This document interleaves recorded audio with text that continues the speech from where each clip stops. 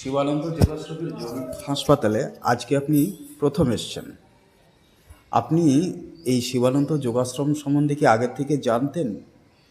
না, আমি গতকাল রাতেই জানতে পারলাম। এটা জানার সোর্সটা কোথা থেকে এলো আপনার? আমি প্রতিদিন এক মন্দিরে যাই, তারাশঙ্করী পীঠ। সেখানে এক ভক্তের সাথে আলোচনা হয়, তার নাম হচ্ছে শুভজিৎ ঘোষ। সেও কোনো এক সময় এখানে যোগাভ্যাস করেছেন। তো তাকে আমি প্রথমে বলি কি, আমার খুব কোমরে ব্যথা হয়, তোমার কোনো জানাশোনা কোনো জায়গা থাকলে বলো, যেখানে আমি একটু কোমরের ব্যথা, একটু কোষ্ঠকাঠিন্যর সমস্যা আছে। তখন কিছুক্ষণ এই আলোচনার পর উনি আমাকে এই জায়গার ব্যাপারে বলেন কি, ওখানে যাও, ওখানে ধৌতি সমস্ত রকম জিনিস হয়, ঠিক হয়ে যাবে। তো যখন তার থেকে জানতে পারলাম, আর এখানে এসে যেই ধরনের মানে ব্যবস্থাপনা দেখলাম বা যেইভাবে করাচ্ছেন আপনারা, আমার আগ্রহ আরও বেড়ে গেল।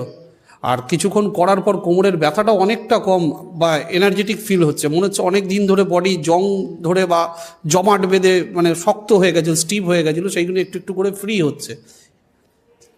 তার মানে এখানে যারা উপকার পেয়েছে এরকম মানুষের রেফারেন্সে আপনি এসে প্রথম দিনই কিছুটা রিল্যাক্স ফিল করছেন, এবং সেখান থেকে আশা করা যেতে পারে ভবিষ্যতে যদি এখানে আসা যাওয়া করেন এবং এরকম চর্চা করেন আরও বেশি রিল্যাক্স হবেন, তাই কি? নিশ্চয়ই নিশ্চয়ই।